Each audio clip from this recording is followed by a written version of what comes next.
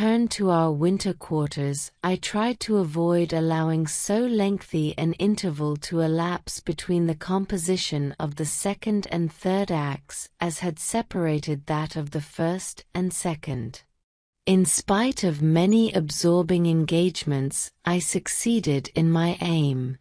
By carefully cultivating a habit of taking solitary walks, and thanks to their soothing influence over me, I managed to finish the music of Act 3.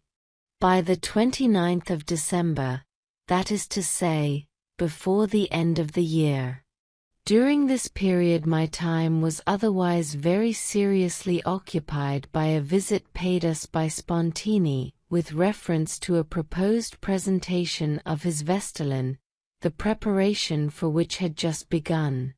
The singular episodes and characteristic features of the intercourse which I thus gained with this eminent and hoary-headed master are still so vividly imprinted on my memory that they seem worthy of a place in this record. Since, with the cooperation of Schroeder de Vriend, we could, on the whole, rely upon an admirable presentation of the opera, I had inspired Luttichow with the idea of inviting Spontini to undertake the personal superintendence of his justly famous work. He had just left Berlin forever, after enduring great humiliation there, and such an invitation at this moment would be a well-timed proof of respect. This was accordingly sent, and as I had myself been entrusted with the conductorship of the opera, I was given the singular task of deciding this point with the master.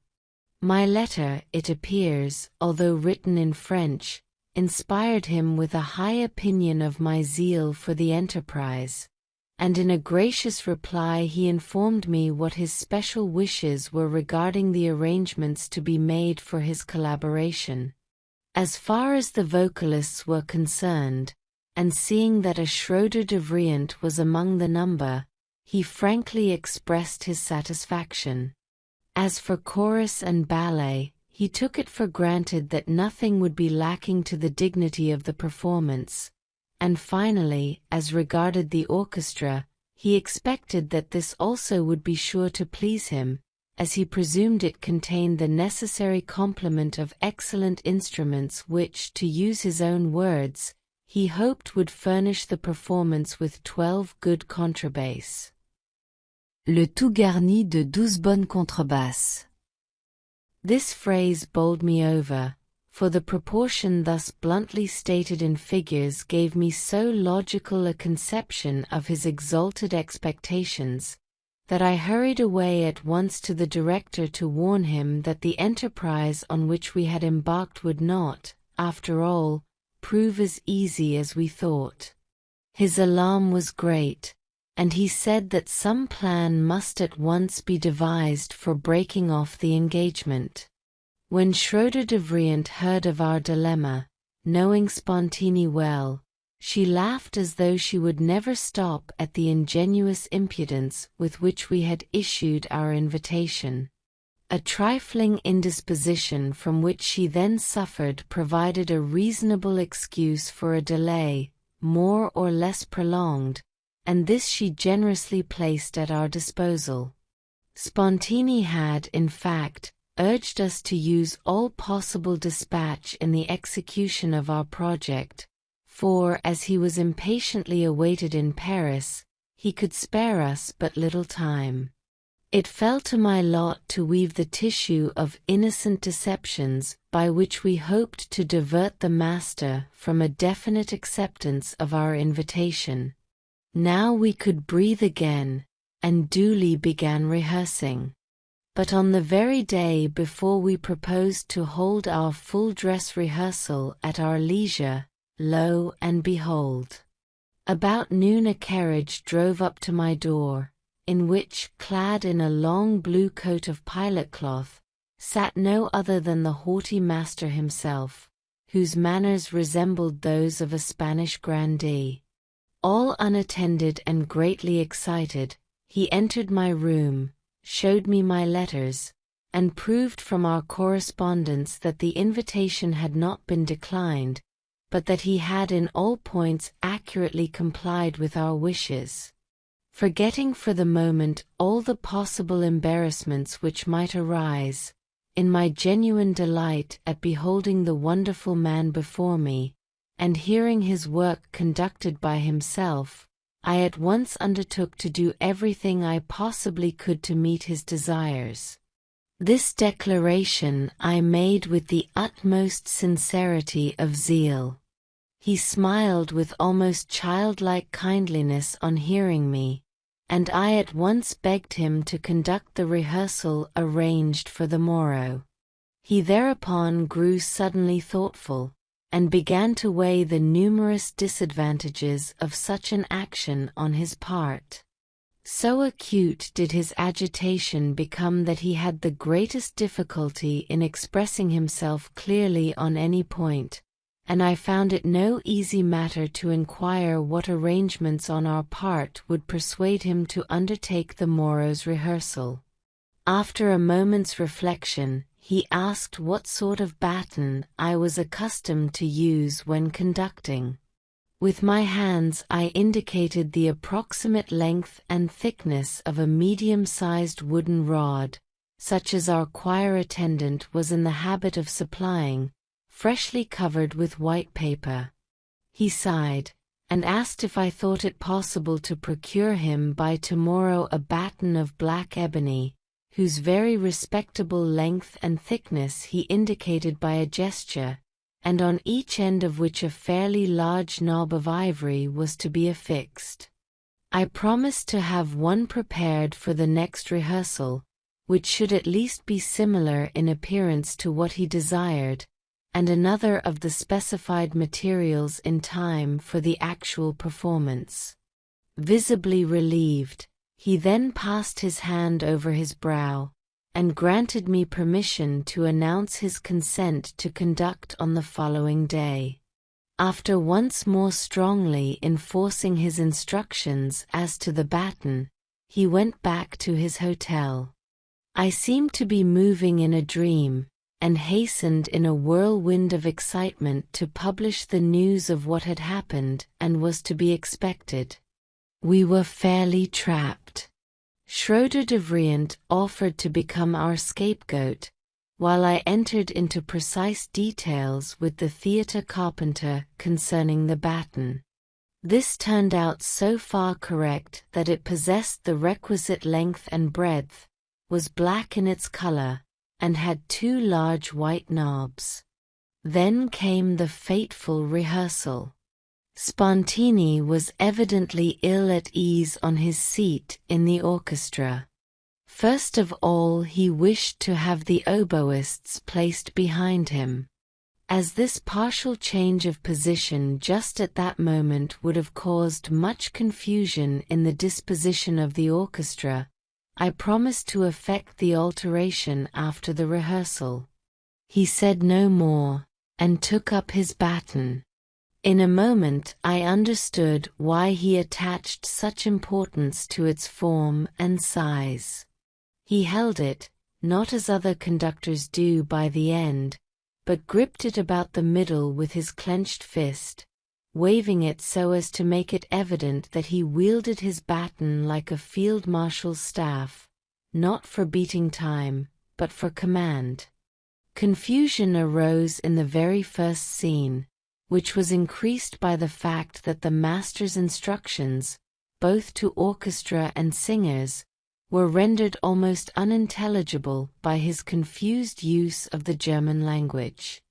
This much at least we were soon able to grasp, that he was particularly anxious to disabuse us of the idea that this was a full-dress rehearsal, and to show us that he was set upon a thorough re-study of the opera from the very beginning. Great, indeed, was the despair of my good old chorus master and stage manager, Fischer, who before had enthusiastically advocated the invitation of Spontini, when he recognized that the dislocation of our repertoire was now inevitable. This feeling swelled by degrees to open anger, in the blindness of which every fresh suggestion of Spontini's appeared but frivolous fault-finding, to which he bluntly responded in the coarsest German. After one of the choruses, Spontini beckoned me to his side and whispered, "Mais savez-vous, vos chers any chantent pas mal?" Whereupon Fischer, regarding this with suspicion, shouted out to me in a rage, "What does the old hog want now?" And I had some trouble to pacify the speedily converted enthusiast. But our most serious delay arose, during the first act, through the evolutions of a triumphal march. With the most vociferous emphasis, the master expressed intense dissatisfaction with the apathetic demeanor of our populace during the procession of Vestal Virgins. He was quite unaware of the fact that, in obedience to our stage manager's instructions, they had fallen on their knees upon the appearance of the priestesses, for he was so excited, and withal so terribly short-sighted, that nothing which appealed to the eye alone was perceptible to his senses. What he demanded was that the Roman army should manifest its devout respect in more drastic fashion by flinging themselves as one man to the ground, and marking this by delivering a crashing blow of their spears on their shields. Endless attempts were made, but someone always clattered either too soon or too late. Then he repeated the action himself several times with his baton on the desk, but all to no purpose. The crash was not sufficiently sharp and emphatic. This reminded me of the impression made upon me some years before in Berlin by the wonderful precision and almost alarming effect with which I had seen similar evolutions carried out in the play of Ferdinand Cortez, and I realized that it would require an immediate and tedious accentuation of our customary softness of action in such maneuvers before we could meet the fastidious master's requirements. At the end of the first act, Spontini went on the stage himself, in order to give a detailed explanation of his reasons for wishing to defer his opera for a considerable time, so as to prepare by multitudinous rehearsals for its production in accordance with his taste. He expected to find the actors of the Dresden Court Theatre gathered there to hear him, but the company had already dispersed. Singers and stage manager had hastily scattered in every direction to give vent, each in his own fashion, to the misery of the situation. None but the workmen, lamp cleaners, and a few of the chorus gathered in a semicircle around Spontini, in order to have a look at that remarkable man, as he held forth with wonderful effect on the requirements of true theatrical art. Turning towards the dismal scene, I gently and respectfully pointed out to Spontini the uselessness of his declamation, and promised that everything should eventually be done precisely as he desired.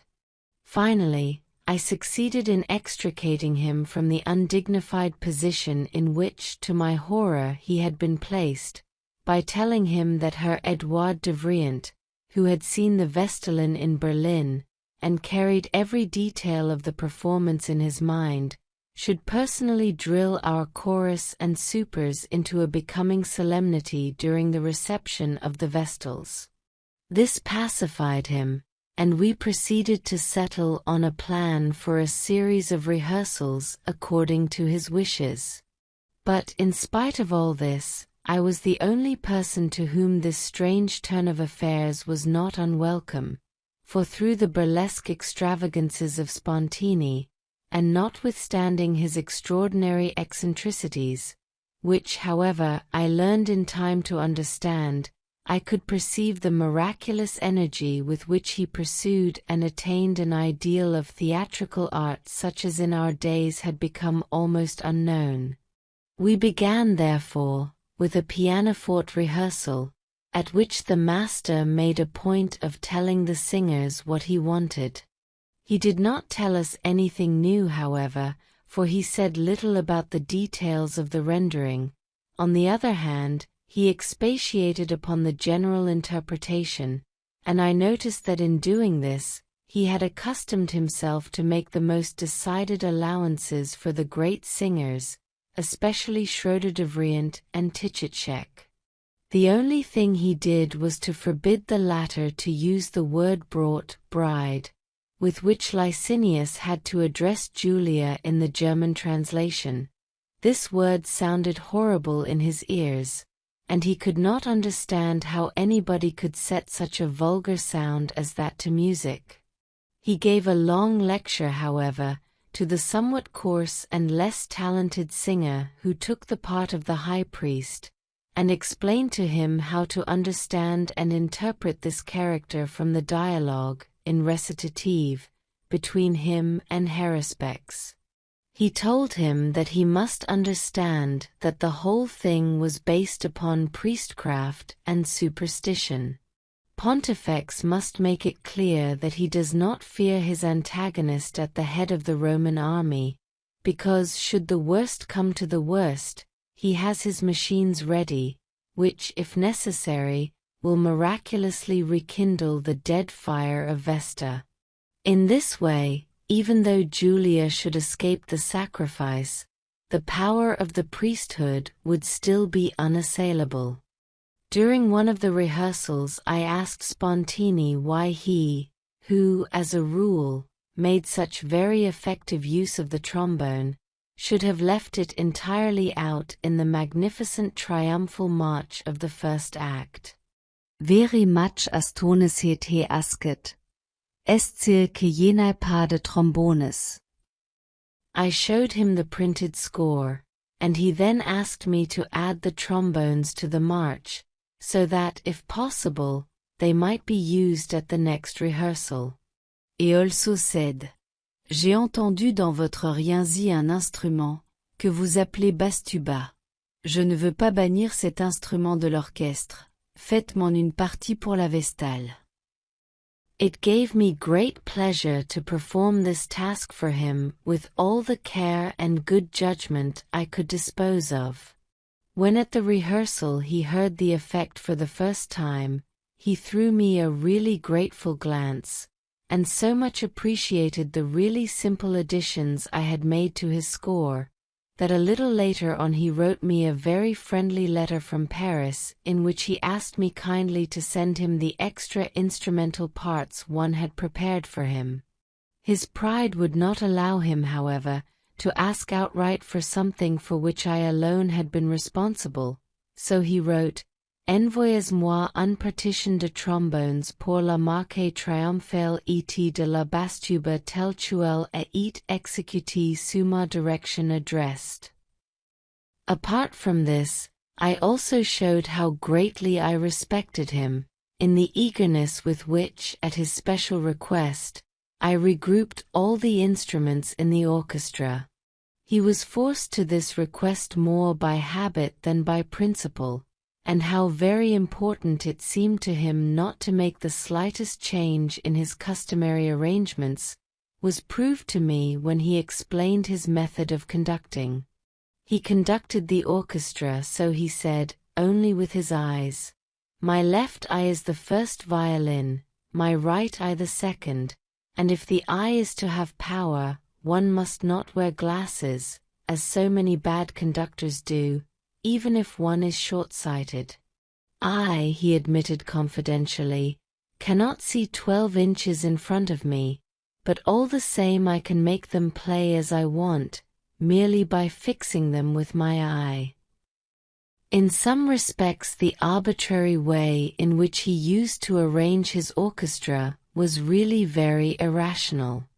From his old days in Paris he had retained the habit of placing the two oboists immediately behind him, and although this was a fad which owed its origin to a mere accident, it was one to which he always adhered.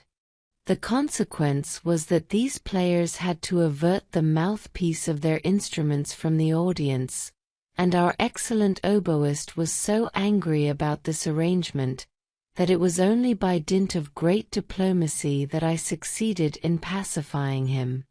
Apart from this, Spontini's method was based upon the absolutely correct system, which even at the present time is misunderstood by some German orchestras, of spreading the string quartet over the whole orchestra.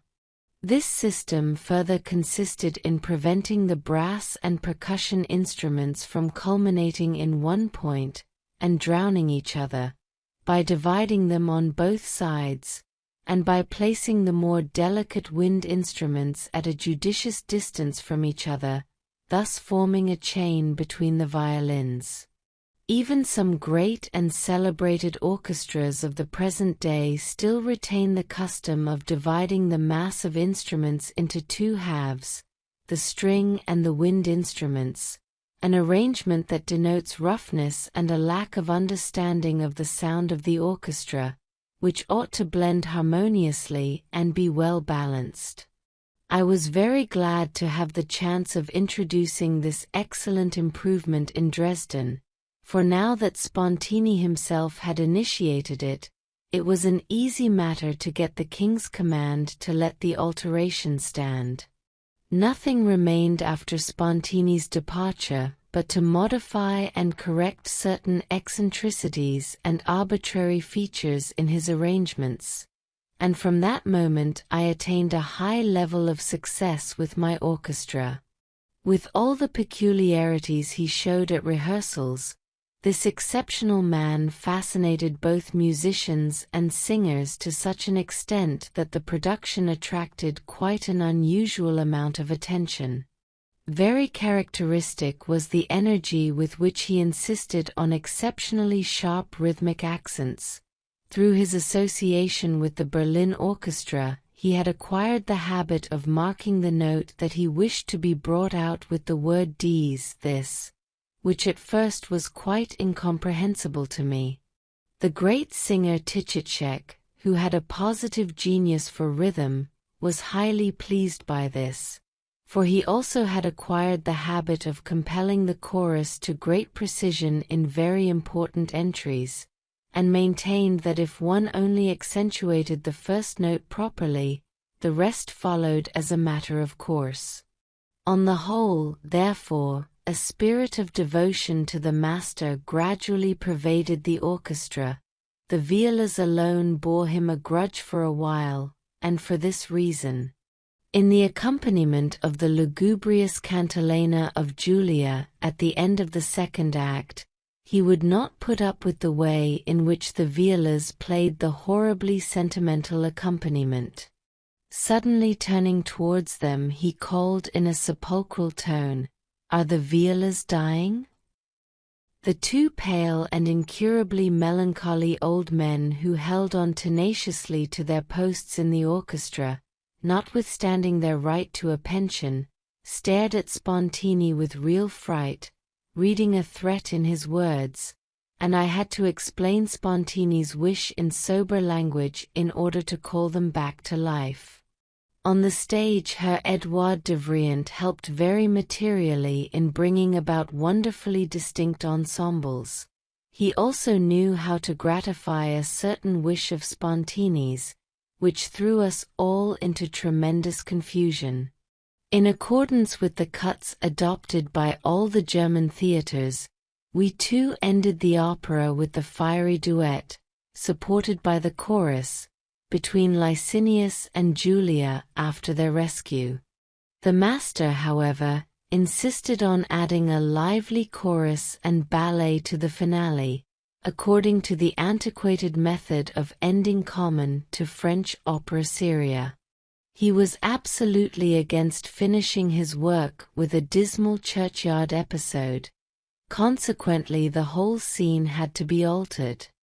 Venus was to shine resplendent in a rose bower, and the long-suffering lovers were to be wedded at her altar, amid lively dancing and singing, by rose-bedecked priests and priestesses. We performed it like this, but unluckily not with the success we had all hoped for. In the course of the production, which was proceeding with wonderful accuracy and verve, we came across a difficulty with regard to the principal part for which none of us had been prepared. Our great Schröder-Devrient was obviously no longer of an age to give the desired effect as the youngest of the Vestal Virgins. She had acquired matronly contours, and her age was moreover accentuated by the extremely girlish-looking high priestess with whom she had to act, and whose youth it was difficult to dissimulate. This was my niece, Johanna Wagner, who, because of her marvelous voice and great talent as an actress, made every one in the audience long to see the parts of the two women reversed. Schröder-Devrient, who was well aware of this fact, tried by every effective means in her power to overcome her most difficult position. This effort, however, resulted not infrequently in great exaggeration and straining of the voice, and in one very important place her part was sadly overacted. When, after the great trio in the second act, she had to gasp the words, ist free, he is free, and to move away from her rescued lover towards the front of the stage, she made the mistake of speaking the words instead of singing them. She had often proved the effect of a decisive word uttered with an exaggerated and yet careful imitation of the ordinary accents of the spoken language, by exciting the audience's wildest enthusiasm when she almost whispered the words, "Noch einen Schritt und du bist tot." Just one more step and thou art dead. In Fidelia. This terrific effect, which I too had felt, was produced by the shock, like unto the blow of an executioner's axe, which I received on suddenly coming down from the ideal sphere to which music itself can exalt the most awful situations, to the naked surface of dreadful reality. This sensation was due simply to the knowledge of the utmost height of the sublime, and the memory of the impression I received led me to call that particular moment the moment of lightning, for it was as if two different worlds that meet, and yet are divided, were suddenly illumined and revealed as by a flash. Thoroughly to understand such a moment, and not to treat it wrongly, was the whole secret, and this I fully realized on that day from the absolute failure on the great singer's part to produce the right effect. The toneless, hoarse way in which she uttered the words was like throwing cold water over the audience and myself, and not one of those present could see any more in the incident than a botched theatrical effect. It is possible that the public had expected too much, for they were curious to see spontaneous conduct, and the prices had been raised accordingly. It may also have been that the whole style of the work, with its antiquated French plot, seemed rather obsolete in spite of the majestic beauty of the music, or perhaps, the very tame end left the same cold impression as Devrient's dramatic failure. In any case there was no real enthusiasm, and the only sign of approval was a rather lukewarm call for the celebrated master, who, covered with numerous decorations, made a sad impression on me as he bowed his thanks to the audience for their very moderate applause. Nobody was less blind to the somewhat disappointing result than Spontini himself. He decided, however, to defy fate, and to this end had recourse to means which he had often employed in Berlin, in order to get packed houses for his operatic productions. Thus, he always gave Sunday performances, for experience had taught him that he could always have a full house on that day. As the next Sunday on which his Vestalin was to be produced was still some time ahead, his prolonged stay gave us several more chances of enjoying his interesting company. I have such a vivid recollection of the hours spent with him either at Madame Devrient's or at my house, that I shall be pleased to quote a few reminiscences. I shall never forget a dinner at Schroeder de Vriend's house at which we had a charming conversation with Spontini and his wife, a sister of the celebrated pianoforte maker Erard. Spontini generally listened deferentially to what the others had to say, his attitude being that of a man who expected to be asked for his opinion. When he did speak in the end, it was with a sort of rhetorical solemnity, in sharp and precise sentences, categorical and well accentuated, which forbade contradiction from the outset. Herr Ferdinand Hiller was among the invited guests, and he began to speak about Liszt. After some time Spontini gave his opinion in his characteristic fashion, but in a spirit which showed only too clearly that from the heights of his Berlin throne he had not judged the affairs of the world either with impartiality or goodwill. While he was laying down the law in this style, he could not brook any interruption. When therefore, during the dessert, the general conversation became livelier, and Madame de Vriend happened to laugh with her neighbor at the table in the middle of a long harangue of Spontini's, he shot an extremely angry glance at his wife. Madame de Vrie apologisait for ratons bei saying det it was she, Madame de Vrie, who had been logging about some lines on a bonbonnière, whereupon Spontini retorted. Pourtant je suis sûr que c'est ma femme qui a suscité ce rire. Je ne veux pas que l'on rie devant moi, je ne ris jamais moi, j'aime le sérieux. In spite of that, he sometimes succeeded in being jovial. For instance, it amused him to set us all wondering at the way in which he crunched enormous lumps of sugar with his marvelous teeth. After dinner, when we drew our chairs closer together, he usually became very excited. As far as he was capable of affection, he seemed really to like me.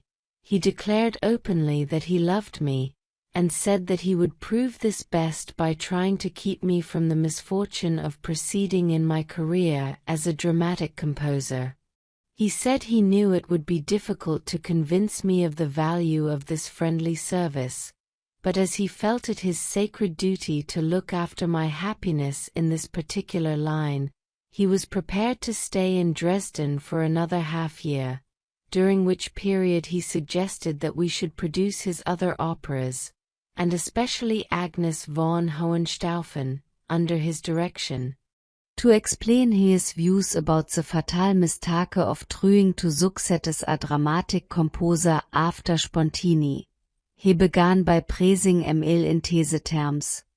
Quant ja entendo votre rinci, ja dit, con homme de génie, maestea il a plus fait qu'avel ne peut faire.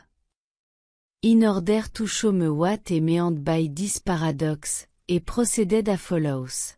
Après Gluck, c'est moi qui ai fait la grande révolution avec la Vestale. J'ai introduit le Voralt de la sexte, the suspension of the sixth, dans l'harmonie et la grosse caisse dans l'orchestre.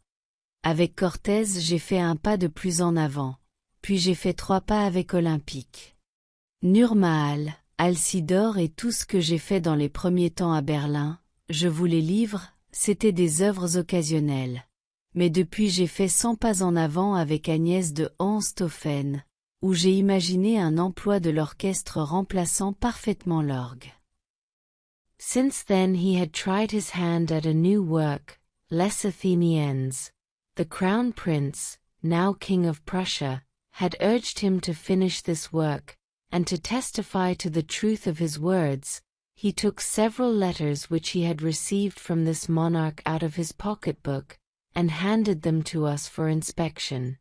Not until he had insisted upon our reading them carefully through did he continue by saying that, in spite of this flattering invitation, he had given up the idea of setting this excellent subject to music, because he felt sure he could never surpass his Agnes von Hohenstaufen, nor invent anything new.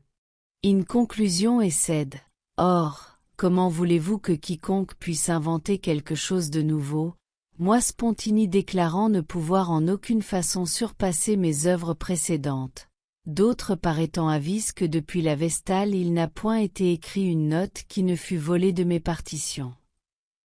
To prove that this assertion was not merely talk, but that it was based on scientific investigations, he quoted his wife, who was supposed to have read with him an elaborate discussion on the subject by a celebrated member of the French Academy, and he added that the essay in question had, for some mysterious reason, never been printed. In this very important and scientific treatise it was proved that without Spontini's invention of the suspension of the sixth in his Vestalen, the whole of modern melody would not have existed, and that any and every form of melody that had been used since had been borrowed from his compositions. I was thunderstruck, but hoped all the same to bring the inexorable master to a better frame of mind, especially in regard to certain reservations he had made. I acknowledged that the academician in question was right in many ways, but I asked him if he did not believe that if somebody brought him a dramatic poem full of an absolutely new and hitherto unknown spirit, it would not inspire him to invent new musical combinations? With a ring of compassion in his voice, he replied that my question was wholly mistaken. In what would the novelty consist? Dans la Vestale j'ai compose un sujet romain, dans Ferdinand Cortés un sujet espagnol-mexicain, dans Olympique un sujet gréco-macédonien, enfin dans Agnès de Hohenstaufen un sujet allemand. Tout le reste ne vaut rien. He hoped that I was not thinking of the so-called romantic style à la Freischütz? With such childish stuff no serious man could have anything to do, for art was a serious thing, and he had exhausted serious art. And, after all, what nation could produce the composer who could surpass him? Surely not the Italians whom he characterized simply as cochons, certainly not the French, who had only imitated the Italians, nor the Germans, who would never get beyond their childhood in music, and who, if they had ever possessed any talent, had had it all spoilt for them by the Jews? Oh, croyez-moi, il y avait de l'espoir pour l'Allemagne lorsque j'étais empereur de la musique à Berlin. Mais depuis que le roi de Prusse a livré sa musique au désordre occasionné par les deux juifs errants qui la attirent, tout espoir est perdu. Our charming hostess now thought it time to change the subject, and to divert the master's thoughts. The theatre was situated quite near to her house. She invited him to go across with our friend Heine, who was amongst the guests, and to have a look at Antigone, which was then being given, and which was sure to interest him on account of the antique equipment of the stage, which had been carried out according to Semper's excellent plans. At first he wanted to refuse, on the plea that he had seen all this so much better when his Olympia had been performed. After a while he consented, but in a very short time he returned to his original opinion, and, smiling scornfully, assured us that he had seen and heard enough to strengthen him in his verdict. Heine told us that shortly after he and Spontini had taken their seats in the almost empty amphitheatre, and as soon as the Bacchus chorus had started, Spontini had said to him, "C'est de la Berliner Singakademie, allons nous en." Through an open door a streak of light had fallen on a lonely figure behind one of the columns. Heine had recognized Mendelssohn, and concluded that he had overheard Spontini's remark.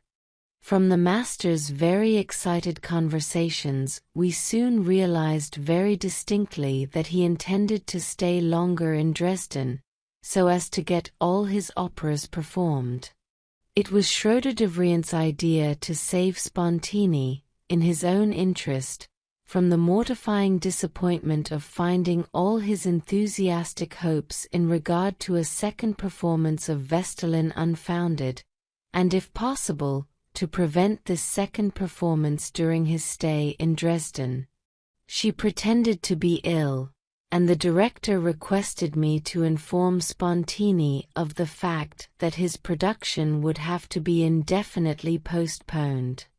This visit was so distasteful to me that I was glad to make it in Rockel's company. He was also a friend of Spontini's, and his French was moreover much better than mine. As we were quite prepared for a bad reception, we were really frightened to enter.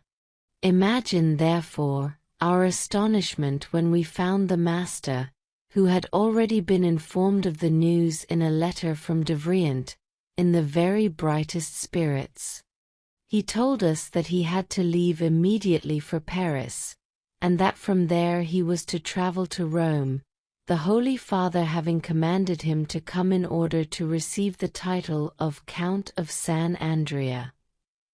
Then he showed us a second document, in which the King of Denmark was supposed to have raised him to the Danish nobility.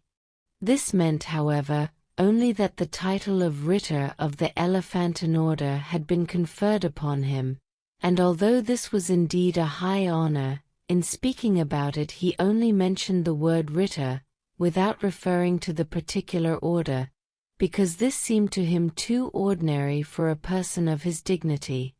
He was, however, childishly pleased over the affair, and felt that he had been miraculously rescued from the narrow sphere of his Dresden Vestalen production to find himself suddenly transported into regions of glory, from which he looked down upon the distressing opera world with sublime self-content. Meanwhile Rockel and I silently thanked the Holy Father and the King of Denmark from the bottom of our hearts. We bowed an affectionate farewell to the strange master, and to cheer him I promised him seriously to think over his friendly advice with regard to my career as a composer of opera. Later on I heard what Spontini had said about me, on hearing that I had fled from Dresden for political reasons, and had sought refuge in Switzerland. He thought that this was in consequence of my share in a plot of high treason against the King of Saxony, whom he looked upon as my benefactor, because I had been nominated conductor of the Royal Orchestra, and he expressed his opinion about me by ejaculating in tones of the deepest anguish, "Quelle ingratitude!" From Berlioz, who was at Spontini's deathbed until the end, I heard that the master had struggled most determinately against death, and had cried repeatedly, "Je ne veux pas mourir, je ne veux pas mourir." When Berlioz triait tout confort im saying, "Comment pouvez-vous penser mourir vous, mon maître, qui est immortel?" Spontini retortait d'Angrély, "Ne faites pas de mauvaises plaisanteries." In spite of all the extraordinary experiences I had had with him, the news of his death, which I received in Zurich, touched me very deeply. Later on I expressed my feelings towards him, and my opinion of him as an artist, in a somewhat condensed form in the Eidgenossischen Zeitung, and in this article the quality I extolled more particularly in him was that, unlike Meyerbeer, who was then the rage and the very aged Rossini, he believed absolutely in himself and his art. All the same, and somewhat to my disgust, I could not but see that this belief in himself had deteriorated into a veritable superstition. I do not remember in those days having gone deeply into my feelings about Spontini's exceedingly strange individuality, nor do I recollect having troubled to discover how far they were consistent with the high opinion I formed of him after I had got to know him more intimately. Obviously I had only seen the caricature of the man, although the tendency towards such plainly overweening self-confidence may, at all events, have manifested itself earlier in life. At the same time, One could trace in all this the influence of the decay of the musical and dramatic life of the period, which Spontini, situated as he was in Berlin, was well able to witness. The surprising fact that he saw his chief merit in unessential details showed plainly that his judgment had become childish. In my opinion, this did not detract from the great value of his works, however much he might exaggerate their value. In a sense, I could justify his boundless self-confidence, which was principally the outcome of the comparison between himself and the great composers who were now replacing him. For in my heart of hearts I shared the contempt which he felt for these artists, although I did not dare to say so openly.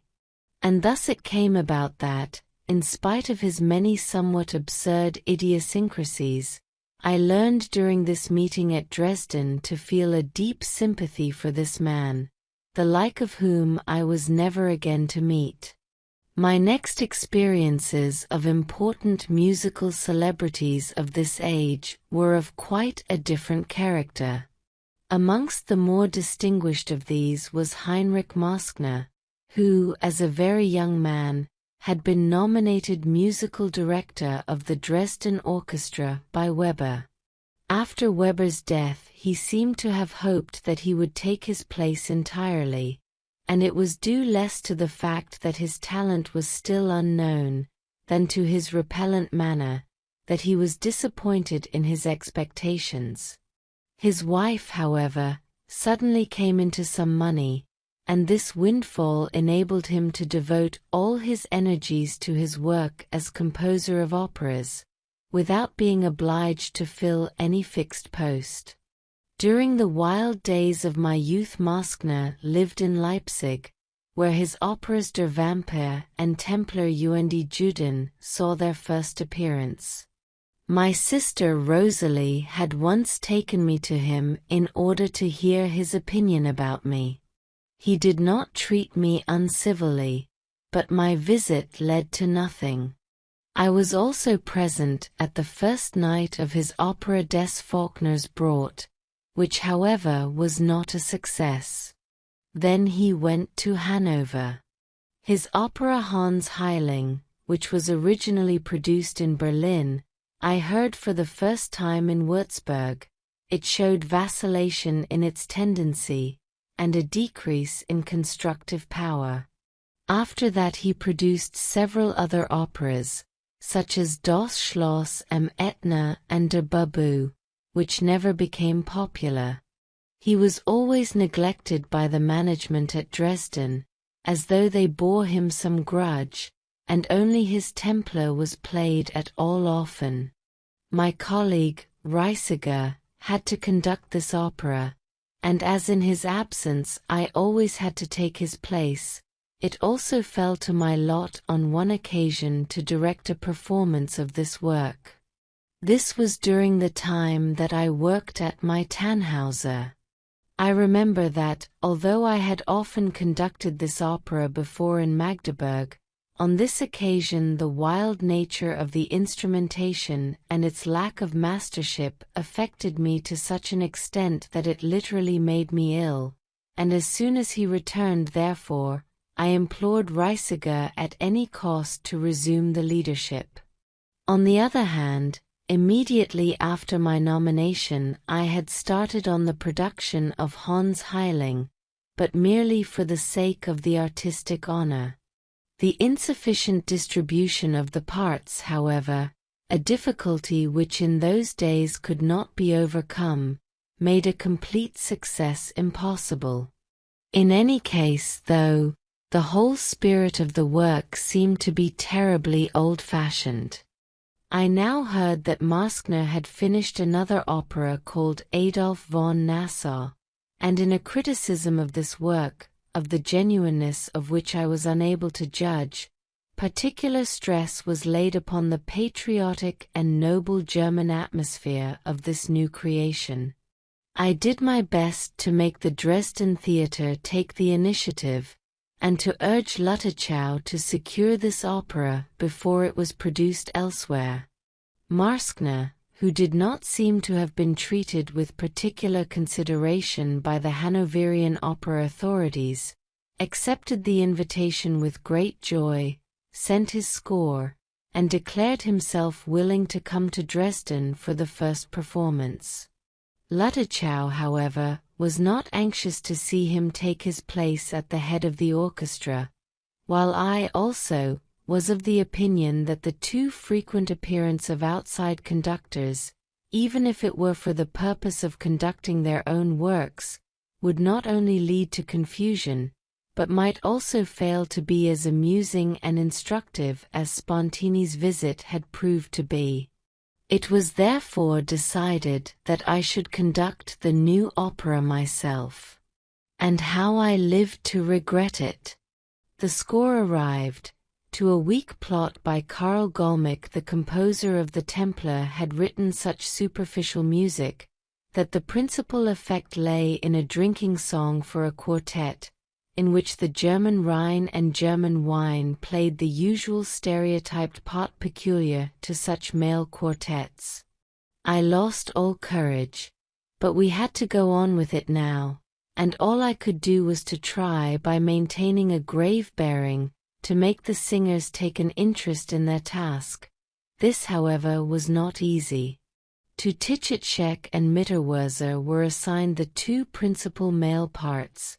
Being both eminently musical, they sang everything at first sight, and after each number looked up at me as if to say, "What do you think of it all?"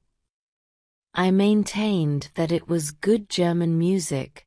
They must not allow themselves to get confused. But all they did was to stare at each other in amazement, not knowing what to make of me. Nevertheless, in the end they could not stand it any longer, and when they saw that I still retained my gravity, they burst into loud laughter, in which I could not help joining. I now had to take them into my confidence, and make them promise to follow my lead and pretend to be serious, for it was impossible to give up the opera at this stage. A Viennese colorature singer of the latest style, Madame Spatzer Gentiluomo, who came to us from Hanover, and on whose services Marskner greatly relied, was rather taken with her part chiefly because it gave her the chance of showing brilliancy. And, indeed, there was a finale in which my German master had actually tried to steal a march on Donizetti. The princess had been poisoned by a golden rose, a present from the wicked Bishop of Mainz, and had become delirious. Adolf von Nassau, with the knights of the German Empire, swears vengeance, and, accompanied by the chorus, pours out his feelings in a stretta of such incredible vulgarity and amateurishness that Donizetti would have thrown it at the head of any of his pupils who had dared to compose such a thing. Marskner now arrived for the dress rehearsal. He was very pleased, and without compelling me to falsehood, he gave me sufficient opportunities for exercising my powers in the art of concealing my real thoughts. At all events, I must have succeeded fairly well, for he had every reason to think himself considerately and kindly treated by me. During the performance, the public behaved very much as the singers had done at the rehearsals. We had brought a stillborn child into the world. But Marskner was comforted by the fact that his drinking quartet was encored.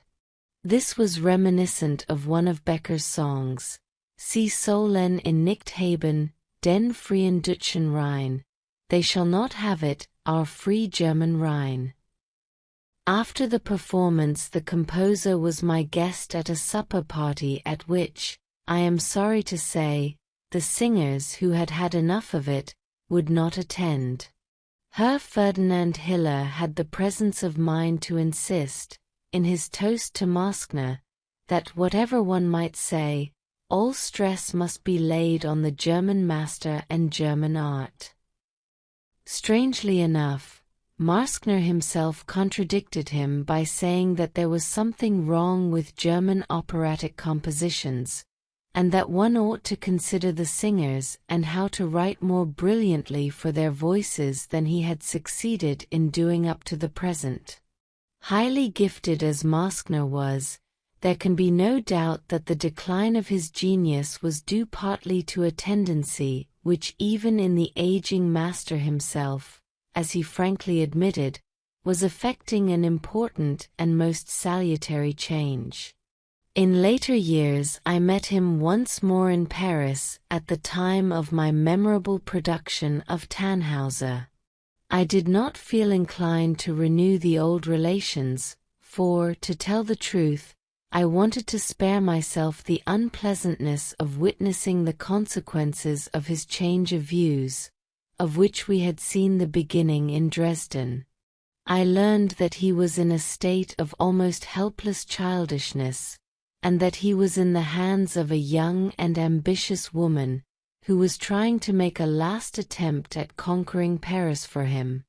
Among other puff paragraphs calculated to spread Marskner's glory, I read one which said that the Parisians must not believe that Wagner was representative of German art. No, if only Marskner were given a hearing, it would be discovered that he was beyond a doubt better suited to the French taste than I could ever be. Marskner died before his wife had succeeded in establishing this point. Ferdinand Hiller, on the other hand, who was in Dresden, behaved in a very charming and friendly manner, particularly at this time. Meyerbeer also stayed in the same town from time to time, precisely why, nobody knew. Once he had rented a little house for the summer near the Pernerischer Schlag, and under a pretty tree in the garden of this place he had had a small piano installed, whereon, in this idyllic retreat, he worked at his Feldlager in Schlesien. He lived in great retirement, and I saw very little of him. Ferdinand Hiller, on the contrary, took a commanding position in the Dresden musical world in so far as this was not already monopolized by the Royal Orchestra and its masters, and for many years he worked hard for its success. Having a little private capital, he established himself comfortably amongst us, and was soon known as a delightful host, who kept a pleasant house, which, thanks to his wife's influence, was frequented by a numerous Polish colony. Frau Hiller was indeed an exceptional Jewish woman of Polish origin, and she was perhaps all the more exceptional seeing that she, in company with her husband, had been baptized a Protestant in Italy. Hiller began his career in Dresden with the production of his opera, Der Traum in der Kristnacht. Since the unheard-of fact that Rienzi had been able to rouse the Dresden public to lasting enthusiasm, many an opera composer had felt himself drawn towards our Florence on the Elbe, of which Lobby once said that as soon as one entered it one felt bound to apologize because one found so many good things there which one promptly forgot the moment one departed. The composer of Der Traum in der Kristnacht looked upon this work as a peculiarly German composition. Hiller had set to music a gruesome play by Raupock, Der Müller und seine Kind, The Miller and His Child, in which father and daughter, within but a short space of time, both die of consumption. He declared that he had conceived the dialogue and the music of this opera in what he called the popular style, but this work met with the same fate as that which, according to Liszt, befell all his compositions.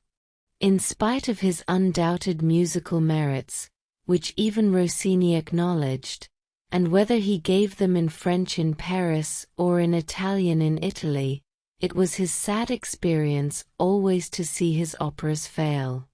In Germany he had tried the Mendelssohnian style, and had succeeded in composing an oratorio called Die Zerstörung Jerusalems, which luckily was not taken notice of by the moody theatre-going public, and which consequently received the unassailable reputation of being a solid German work. He also took Mendelssohn's place as director of the Leipzig Gewandhaus concerts when the latter was called to Berlin in the capacity of general director. Hiller's evil fortune still pursued him, however, and he was unable to retain his position, everybody being given to understand that it was because his wife was not sufficiently acknowledged as concert prima donna. Mendelssohn returned and made Hiller leave, and Hiller boasted of having quarreled with him. Dresden and the success of my Rienzi now weighed so much upon his mind that he naturally made another attempt to succeed as an opera composer.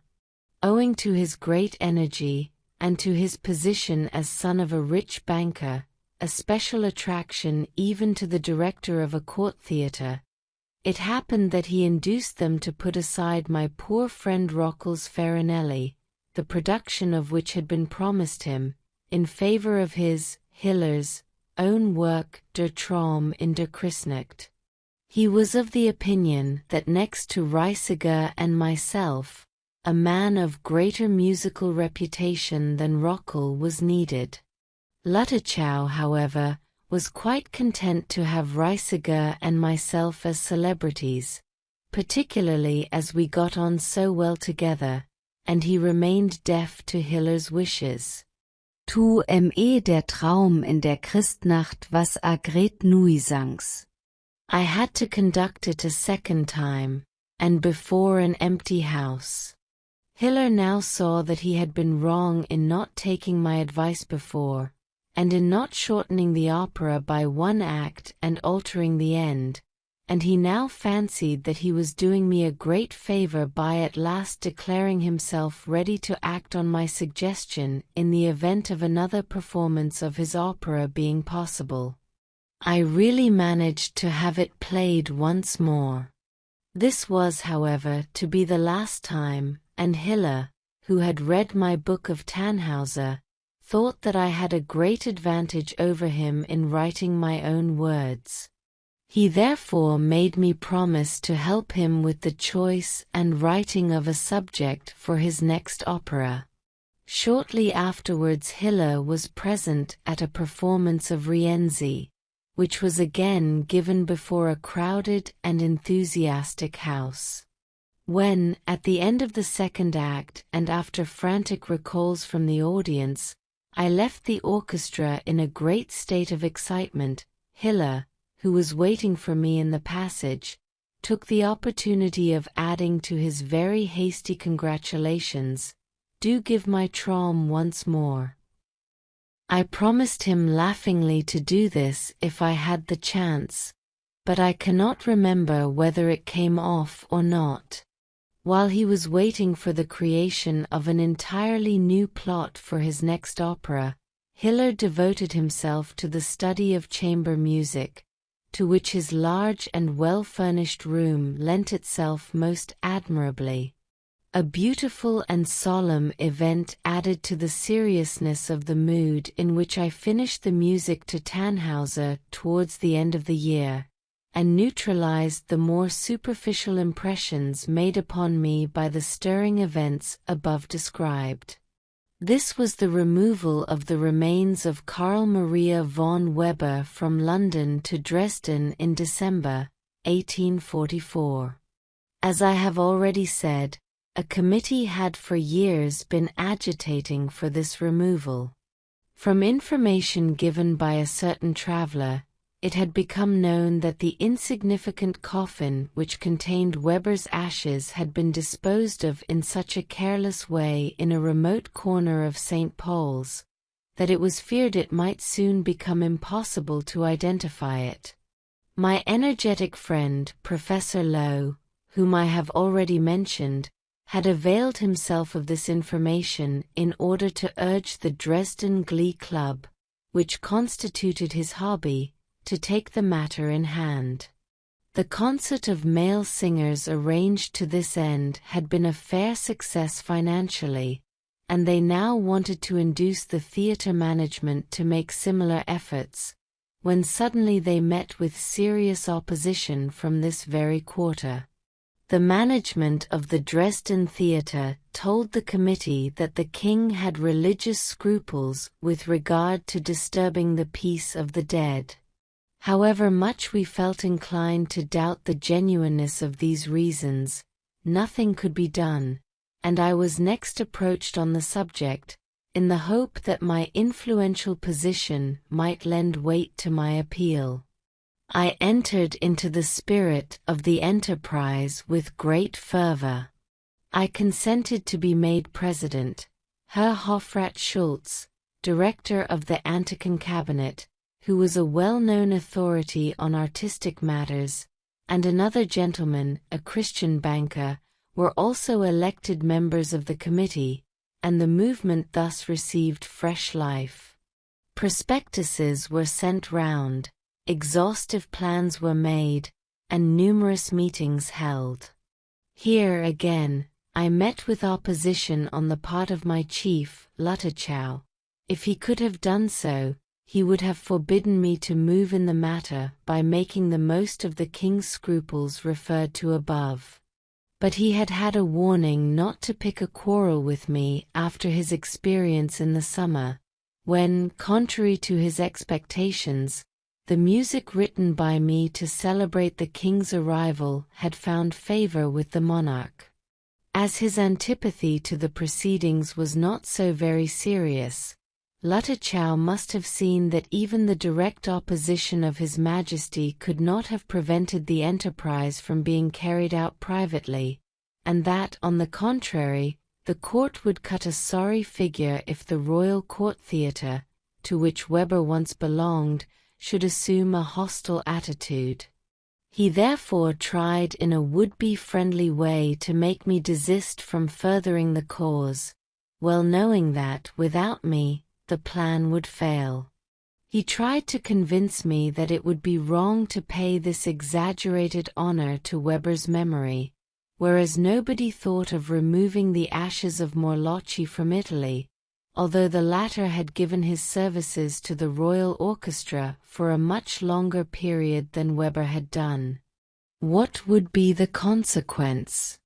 By way of argument he said, suppose Reisiger died on his journey to some watering place.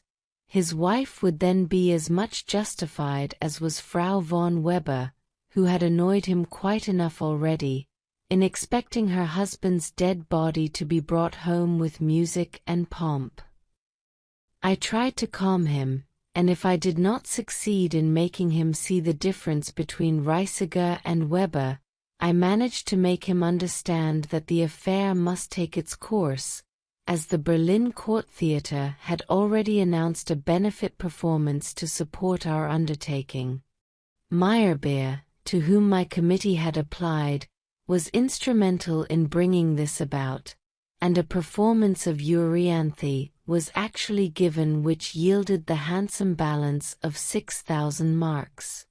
A few theatres of lesser importance now followed our lead. The Dresden Court Theatre, therefore, could not hold back any longer, and as we now had a fairly large sum at the bank, we were able to cover the expenses of the removal, as well as the cost of an appropriate vault and monument. We even had a nucleus fund for a statue of Weber, which we were to fight for later on. The elder of the two sons of the immortal master travelled to London to fetch the remains of his father. He brought them by boat down the Elbe, and finally arrived at the Dresden landing stage, from whence they were to be conducted to German soil. This last journey of the remains was to take place at night. A solemn torchlight procession was to be formed, and I had undertaken to see to the funeral music. I arranged this from two motives out of Euryanthe, using that part of the music in the overture which relates to the vision of spirits. I introduced the covertina from Euryanthe, here dight quell, here near the source, which I left unaltered, except that I transposed it into B-flat major, and I finished the whole as Weber finished his opera, by a return to the first sublime motive. I had orchestrated this symphonic piece, which was well suited to the purpose, for 8 chosen wind instruments, and notwithstanding the volume of sound, I had not forgotten softness and delicacy of instrumentation. I substituted the gruesome tremolo of the violas, which appears in that part of the overture adapted by me, by 20 muffled drums, and as a whole attained to such an exceedingly impressive effect, especially to us who were full of thoughts of Weber, that even in the theatre where we rehearsed, Schroeder de Vriend, who was present, and who had been an intimate friend of Weber's, was deeply moved. I had never carried out anything more in keeping with the character of the subject, and the procession through the town was equally impressive. Stories to learn English.